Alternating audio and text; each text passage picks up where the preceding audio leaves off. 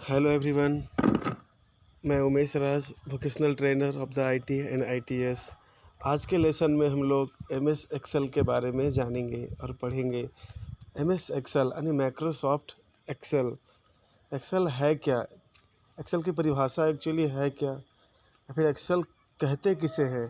ये सारी जानकारियाँ, एक्सेल की विशेषताएँ, एक्सेल का उपयोग हमारे दैनिक जीवन से लेके हमारे कॉर्पोरेट लाइफ तक कहाँ पे क्या क्या उपयोग है, इन सभी चीज़ों का वर्णन हम लोग इस आज के अध्याय में करेंगे। तो सबसे पहले चलते हैं, जो माइक्रोसॉफ्ट एक्सेल ये है क्या, किस तरह का प्रोग्राम है? तो इसे हम लोग स्प्रेडशीट के नाम से भी जानते हैं, स्प्रेडशीट के नाम से भी जानते हैं। तो चलते हैं हम लोग आगे। माइक्रोसॉफ्ट एक्सेल की परिभाषा ये क्या है कि ये एक्सेल जो है, ये माइक्रोसॉफ्ट एक कंपनी है जिसके द्वारा बनाया गया है। आप लोग को जैसे बता चुके थे अभी हम कि स्प्रेडशीट प्रोग्राम के तहत काम करता है, और इसमें हम लोग मेनली डेटा का इंटरप्रेट करते हैं। डेटा का इंटरप्रेशन मतलब डेटा को ऑर्गेनाइज करना, डेटा को फॉर्मेट करना, डेटा को कैलकुलेट करना, डेटा को अपने यूज़फुल के लायक बनाना, यानी डेटा से अपना जो हमें काम है वो पूरी उससे निकालना। जो भी चीज़ है वो सब डेटा के साथ ही है। और ये सबसे इम्पोर्टेंट है कि ये माइक्रोसॉफ्ट जो ऑफिस है उसका इम्पोर्टेंट भाग है। जिस तरह से एमएस वर्ड है, एमएस एक्सेल, उसी तरह से एमएस एक्सेल है। तो इसके चलते हैं, ये है क्या, इसका पूरा नाम क्या है? Microsoft Excel. इसे मुख्य रूप से एक्सेल के नाम से भी हम लोग जानते हैं। और ये किस तरह का प्रोग्राम है? स्प्रेडशीट प्रोग्राम है। इसका इस्तेमाल कैलकुलेशन में, यानी कि जोड़ घटाव गुना भाग में, ग्राफिकल टूल जहाँ पे चार्ट बनाते हैं, ग्राफ बनाते हैं। आप लोग क्रिकेट देखते होंगे ना, क्रिकेट देखते मैच चलते रहता है और चलते चलते बीच में ग्राफ आता है कि कौन कंट्री कितना मार रहा है, या कौन देश कितना मार रहा है, या कौन खिलाड़ी कितना मार रहा है। हर एक तरह का डेटा तुरंत निकल जाता है। ये सब सारी चीज़ें एक्सेल में पॉसिबल है। पाइवट टेबल में काफ़ी बड़ा डेटा बेस का निर्माण किया जाता है। सारे डेटाओं को सुसज्जित ऑर्गेनाइज करके रखा जाता है ताकि वो उपयोग के लायक बने, जिसे हम लोग क्या बोलते हैं? Data base. उसके कुछ टूल्स हैं, जो माइक्रोसॉफ्ट एक्सेल हैं इसके कुछ टूल्स हैं। तो टूल्स के बारे में हम लोग देखते हैं। ऑफिस बटन है, स्टेटस बार है, टाइटल बार है, रिबन है, मेन्यू बार है, वर्क एरिया है, क्विक एक्सेस टूल बार है, सीट टैब है, लेआउट सेलेक्टर है, जूम कंट्रोलर है, स्क्रॉल बार है और फार्मूला बार। ये टोटल 11 हैं टूल्स। तो इनके एक एक करके हम लोग बारे में जानेंगे। जब हम लोग अपने लैपटॉप में, अपने कंप्यूटर में एमएस एक्सेल को खोलेंगे, ओपन करेंगे, ऑल प्रोग्राम में जाके माइक्रोसॉफ्ट ऑफिस, उसके बाद एमएस एक्सेल पे क्लिक करके जब ओपन करेंगे तो हमको जो हमारे स्क्रीन पे दिख रहा है इस तरह का एक विंडोज़ खुलेगा। विंडोज़ में देख रहे हैं सारे जो लाल चिन्ह इसके द्वारा किए गए हैं। ऑफिस बटन है। ऑफिस बटन में मेनली क्या आता है? सेव एज, ओपन, यानी किसी फाइल को खोलना या किसी फाइल को सेव करना या फिर उस फाइल को बंद करना। ये सारे ऑप्शन किस में रहते हैं? ऑफिस बटन में। क्विक एक्सेस टूल बार, इसमें इसमें होता है कि हम कुछ ऐसे बटन्स, कुछ ऐसे ऑप्शंस हैं जो कि हम लोग अपने अनुसार से सेटअप कर सकते हैं और बार बार उपयोग करने के लायक बना सकते हैं। क्विक एक्सेस मतलब क्या? तुरंत वो एक्सेस हो जाना, तुरंत एक्सेस हो जाना, उसे क्या बोलते हैं? Quick access. उस तरह से मेन्यू बार, अब देख रहे हैं जो मेन्यू बार जो जिसमें लिखा हुआ है home, insert, page layout, formula, data, ये सब सारे क्या होते हैं जो इस लाइन में रहते हैं, क्या कहलाते हैं? Menu bar. उसके ऊपर देख रहे हैं टाइटल बार, जो सबसे ऊपर होता है, जिस फाइल के नाम से एमएस एक्सेल बनता है। अगर हम लोग कोई फाइल का नाम नहीं देंगे तो वो बुक 1 के नाम से बनेगा। डिफ़ॉल्ट होता है जो माइक्रोसॉफ्ट ऑफिस बनाता है, फाइल का नाम वो क्या होता है? बुक 1। इसको हम लोग चेंज करके अपने काम के अनुसार, अपने आइडेंटिफिकेशन मतलब पहचान के अनुसार हम लोग अपना नाम देते हैं। और उसके सबसे किनारे देख रहे हैं मिनिमाइज करने का, मैक्सिमाइज़ करने का और क्लोज करने का, तीनों ऑप्शन हमारे राइट साइड के ऊपर में दाहिना तरफ के सबसे ऊपर में आता है। उसके बाद देख रहे हैं फार्मूला बार है, कहाँ पे है जो हाँ, उससे पहले देखते हैं रिबन, जो लाल घेरे में है सारे बॉक्सेस, वो रिबन है। मेन्यू बार में जितने भी मेन्यू हैं जिस पे भी क्लिक करेंगे तो एक रिबन के अंतर्गत सारे चीज़ें ओपन करेगा, यानी उस मेन्यू में जितना सारा फंक्शंस होगा सारे के सारे आपको दिखेंगे।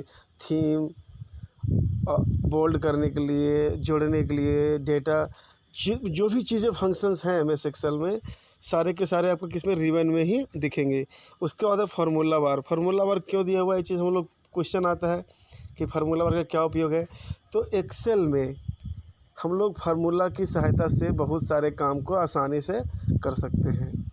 अगर हम केवल फार्मूला जानते हैं, एम एस एक्सेल का शॉर्टकट जानते हैं, तो हम लोग बड़ा से बड़ा काम सेकेंडों में कर सकते हैं। और जो इतना सारा दिख रहा है कॉलम एंड रो, जो सीधा सीधा लाइन में है उसको कॉलम बोलते हैं, और जो देख रहे हैं 1 2 3 करके दिया हुआ है वो लाइन रो बोलते हैं हम लोग। और जो कॉलम और रो को मिलाकर जो बॉक्स बना है छोटा छोटा छोटा छोटा, इन लोग को सेल्स कहा जाता है। क्या कहा जाता है? सेल्स।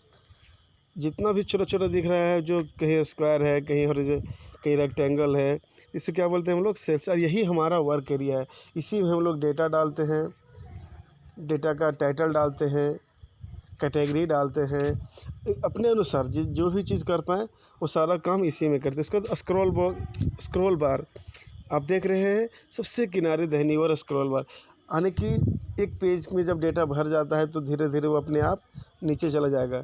तो नीचे के डेटा को देखने के लिए हमको स्क्रॉल करके नीचे आना पड़ेगा। तो नीचे आने के लिए हम लोग को स्क्रॉल बार की सहायता लेना पड़ता है। उसके बाद है लेआउट सेलेक्टर। नीचे आप देख सकते हैं लेआउट सेलेक्टर। इसे आपको देखने का जो है एक विंडो में एक पेज देखना है, 2 पेज देखना है, जूम करके देखना है। यहाँ पे जूम कंट्रोलर भी है। अगर आप डेटा को ज़्यादा बड़ा करके देखना चाहते हैं तो जूम प्लस करना पड़ेगा, छोटा करना चाह रहे हैं तो जूम माइनस करना पड़ेगा।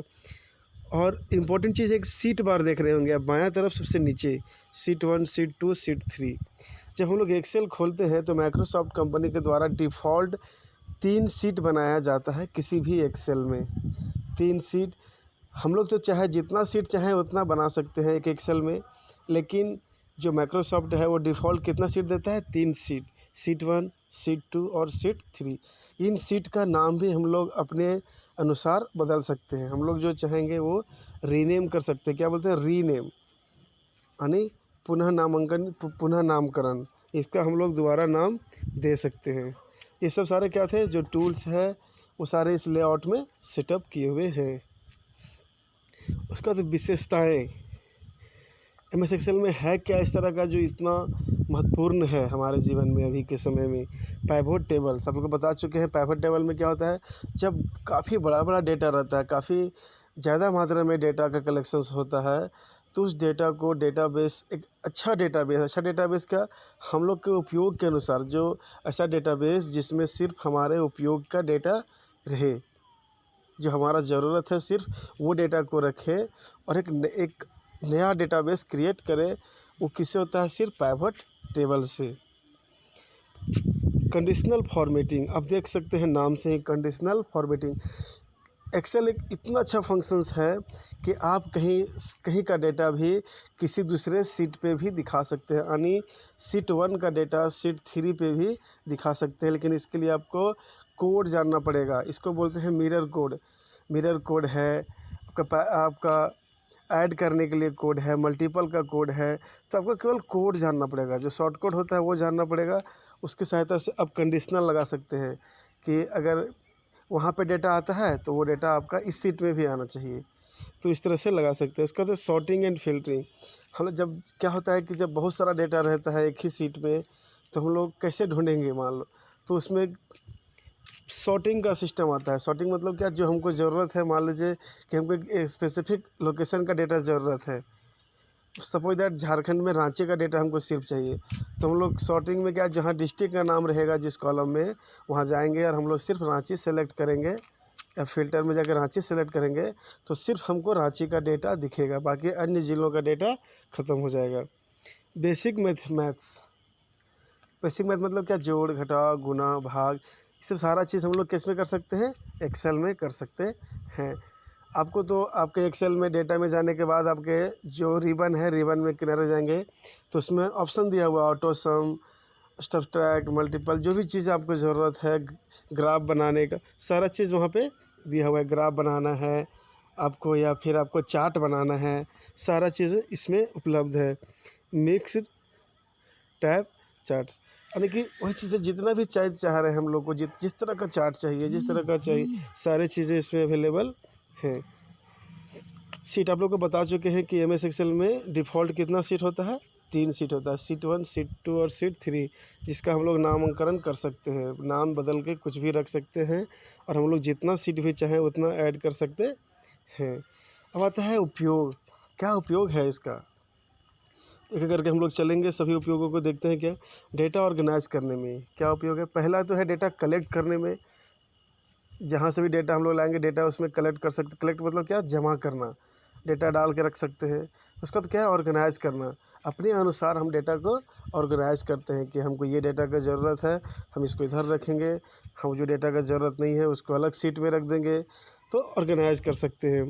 डेटा फ़िल्टरिंग करने में आप लोग को बताया भी कि अगर हमको रांची का डेटा ढूंढना है तो फ़िल्टर का सिस्टम लगाना पड़ेगा और सिर्फ रांची का डेटा ढूंढना पड़ेगा। तो काफ़ी बड़ा बड़ा जब डेटाबेस रहे तो उसमें अपना डेटा ढूंढने के लिए आसान तरीका फ़िल्टरिंग का होता है।